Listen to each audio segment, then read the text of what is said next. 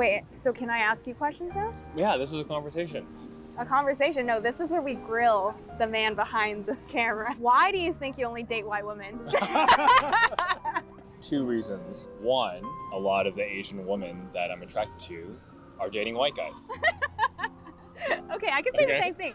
The hot Asian guys are taken by white women.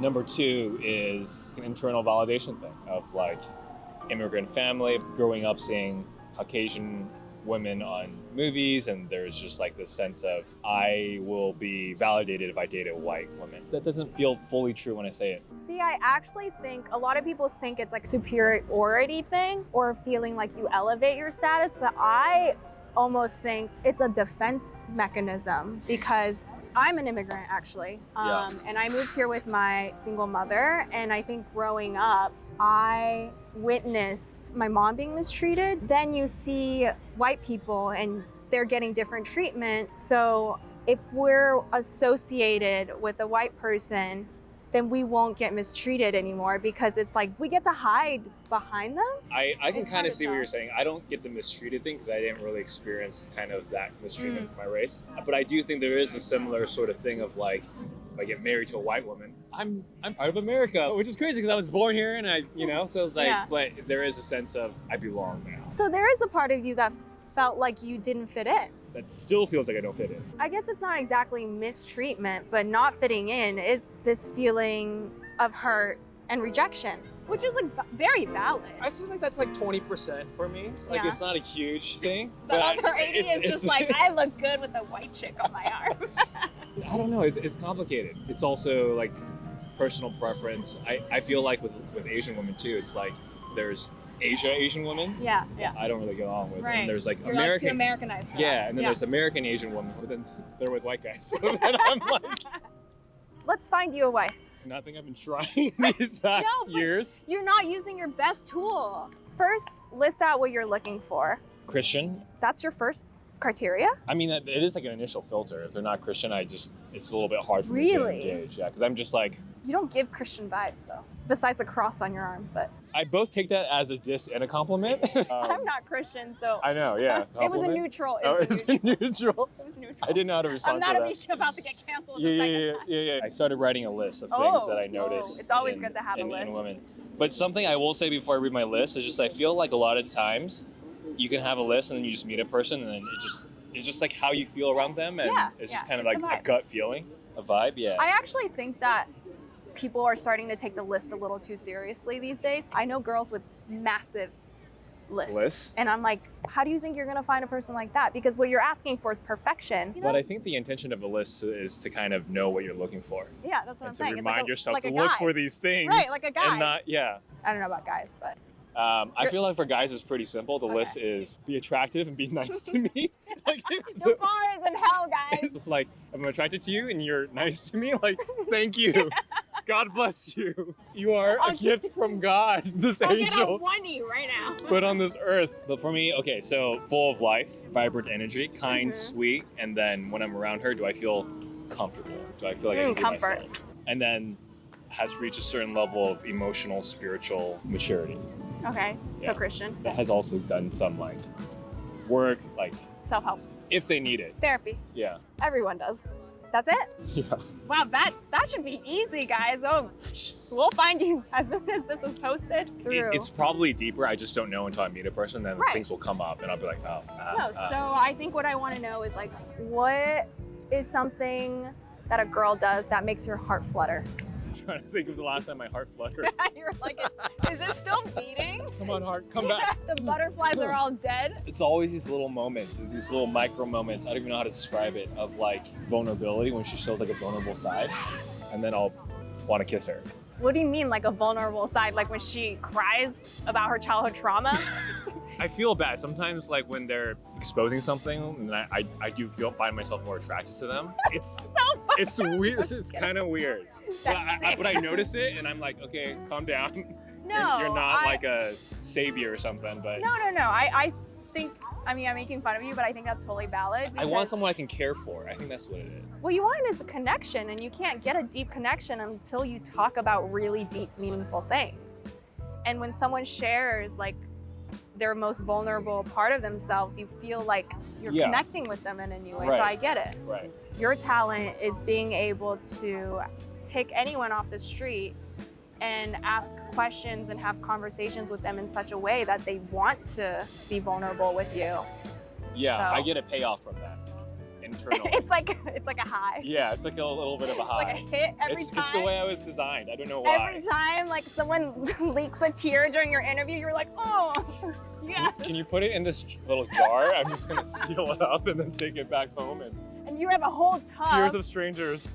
from my last interview. Yeah. Oh my God. That was a beautiful moment.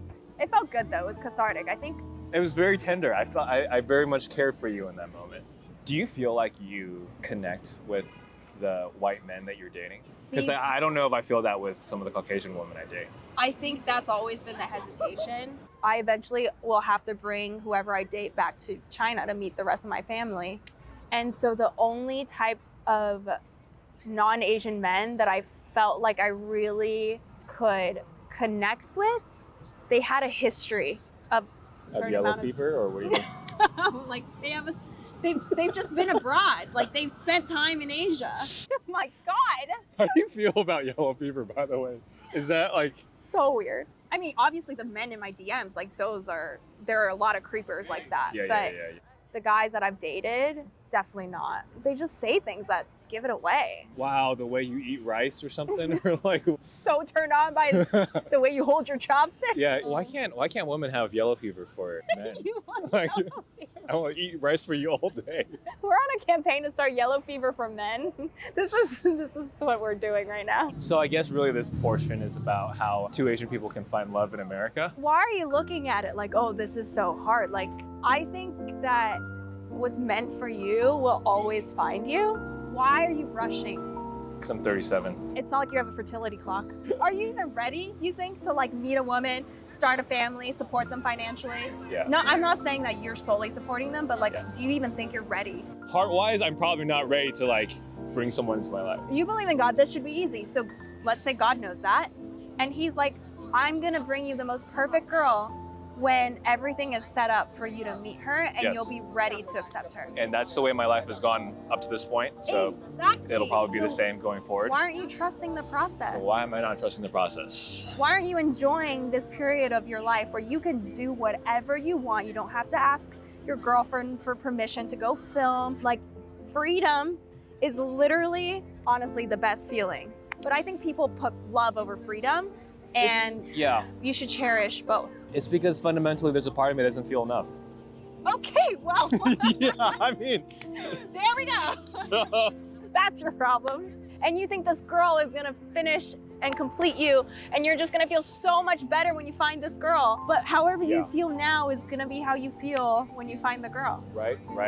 Mentally, there's a part of me that knows this, and there's a part of me, like experientially, on a Friday night, whatever, I feel lonely, or whenever those moments hit, and I'm like, man, it'd be really nice if I could just cuddle with someone right now Yeah. or something. So if I could just talk to someone about this really difficult interview I just had with someone. Don't you have friends? Yeah, but to have a confidant is like a little bit different. It's just like a sense of feeling like someone is listening to you and hearing you. Because you do also spend a lot of your time listening to others. So I do think that it's very valid to feel this need of like being able to share your story and have someone actually like care.